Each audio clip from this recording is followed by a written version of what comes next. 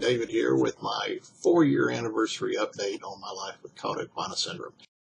It has been a long journey with many ups and downs, yet looking back now, I see God's hand and plan at work for me.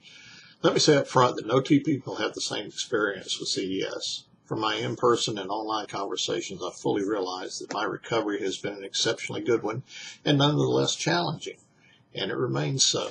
In the 1990s and early 2000s, I spent 13 years as a flight instructor. One of the things I taught students was that for any aircraft, the attitude of the aircraft plus the power setting would yield a reliable and predictable performance. We used the math equation of attitude plus power equals performance. And the same is true for anyone who has suffered from a catastrophic medical issue. Now, that isn't to say that your positive attitude will give you a high percentage recovery, but without a good attitude, you won't go as far in your recovery as you could. This is my story about my recovery and what has helped me. Your recovery, you have to write that book yourself. From the start of my life with CES, I knew that I was in the low percentage recovery area. I suffered an acute onset of symptoms, followed by 2 weeks before surgery was done to relieve the pressure. Everything you read tells you after 48 hours you expect permanent nerve damage. After surgery, rehab, and physical therapy, I was taking a load of medications. Due to life, I had to go back to work full-time. It wasn't easy. I had a 60 to 75-minute commute each way, morning and evening. It wasn't easy. In time, my wife and I were able to sell our house and move 5 minutes from work. Last year, I had surgery on a torn peroneal tendon in my right ankle. Yes, it was due to CES. I tore the tendon and didn't know about it until feeling started returning slightly to my ankles. On the right side, it didn't feel the same as the left. Plus, it seemed like my ankle was more unstable. The surgery stabilized the ankle. I bought a really good pair of shoes with roll stabilizers in them. For those of you who are interested, they're New Balance shoes. And I saw a 75% increase in the distance that I can walk without using an assistive device. Using a cane, I can easily walk for 5 minutes now. I attribute this increase to a change in my gait. During the physical therapy after the surgery, the ankle surgery, my therapist and I discussed my overall condition, and she decided to concentrate on improving my leg motion and strength while spending less time on the ankle range of motion and strength, although there was much progress there.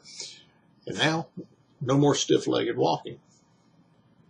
During this entire time, I returned to the close faith in Jesus, which my busy lifestyle had pushed me away from. More importantly than my body being healed, my soul was healed. I still have no feeling in the S3, S4, S5 affected areas, the backs of my legs, and the top of my right foot. I've had a good result, however, at coming off of medications. Well, nothing for pain. Gabapentin has been reduced from 1,500 milligrams a day to just 600. Shout out to Rick, another CES sufferer, who told me that as his doctor had said that less gabapentin helped improve your memory and your thinking, and as I've reduced mine, it has been phenomenal, the difference in my rate of thinking, my clarity of thinking, and my memory. Bowel and bladder control are acceptable. I wear diapers every day. Not that I need them that much anymore, but I'm much more confident with them. I'm not able to travel more than 75 to 90 minutes, but I'm going to try pushing that out longer this year.